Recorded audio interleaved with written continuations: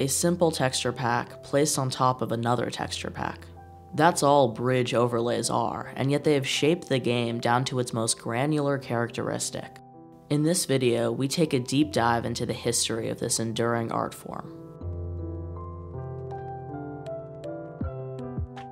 Let's set the stage. The year is 2018, the leaderboard is almost unrecognizable, and the meta is drastically different. Also, this guy is the best bridge player. While the game had received some, albeit Brazilian, mainstream attention, the competitive environment was dominated by a niche Discord server called Bridge Competitive League. It was here where player Apple Pies had the idea to bring a specialized texture pack to Bridge. These were already used on other servers, where they hid unnecessary components of the GUI. However, Apple Pies went further by using an Optifine feature called CIT. This allowed the retexturing of items based on their name, which was perfect for minigames like Bridge. When he released the first ever Bridge overlay in late September, it included a lot of textures familiar to players now. Notably absent, interestingly enough, was the hallmark of a Bridge overlay, the retexturing of height limit. But just a month later, Apple Pies would be back. During December, Apple was working to take advantage of a different Optifine feature called CTM, an implementation of the custom textures mod. Among other uses, it could change all the blocks on a certain height based on Y value. With this tweak, Apple Pies accomplished something that proved to be monumental. No longer was height limit a guessing game for new and old players alike, and as more top players used it, it became a go-to recommendation for people looking to learn the game. With the success of Apple's overlay, one might think the rest of the community would catch up and start making their own. But strangely, the opposite occurred. Promising beginnings were giving way to a new era, one marked by complacency and stagnation.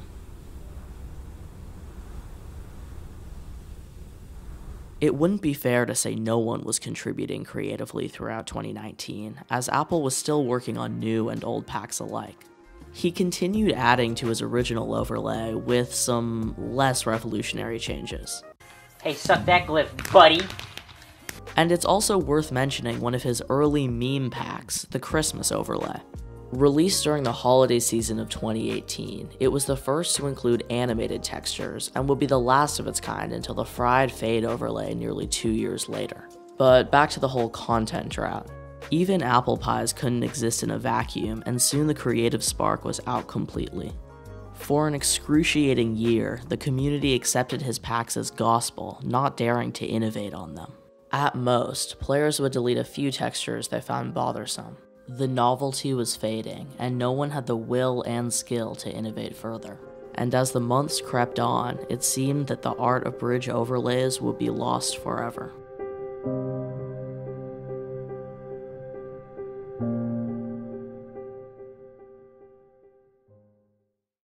Hey guys, and welcome to a video on the Bridge Overlay pack.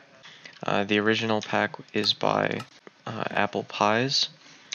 I just made a new version.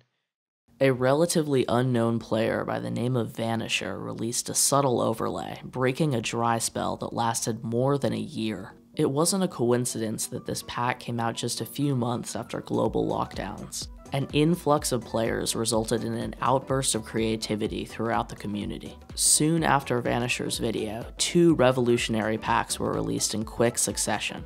First, Gigi Gaho published the incredibly influential Bridge Gang overlay. He used CTM to handcraft hundreds of different faces for clay, officially bringing connected textures to Bridge. Noodles in the Hood dropped his black and white overlay a month later, the first that could be categorized as truly experimental.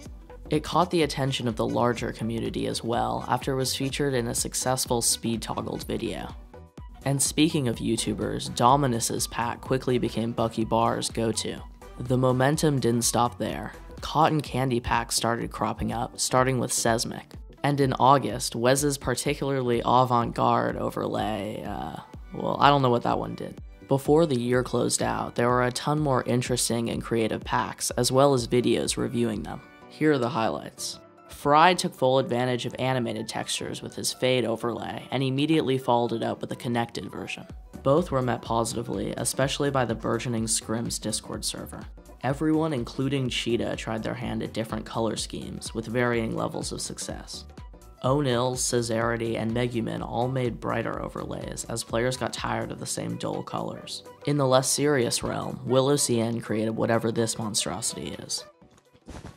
No way, it even has a sound! In the beginning of 2021, Dokter released an outlined overlay that gained traction after an edited version was featured in a Cheetahh video. SpeedToggled's overlay, created by Apple Pies, was released in February. Since then, it has accumulated more than 70,000 downloads. As 2021 progressed, COVID restrictions were starting to lift, and bridge player counts went down with it. The overlay-making fervor never stopped though, with an entire new generation of scrims players taking up the hobby. And one look in the Bridge Overlays channel shows there are no danger of running out of ideas. Something as small as a few altered textures has grown into an all-encapsulating and distinctly recognizable phenomenon. For example, there was a long time where if you saw this combination of pack and overlay, there was no question that it was Badamja's footage. Or take SpeedToggled, who convinced thousands that the only way to play the game was to have his overlay on Dragonfruit 32X. In the end, overlays have become components of identity and paths to recognition for creative players. And that's just one aspect of an ever-evolving game.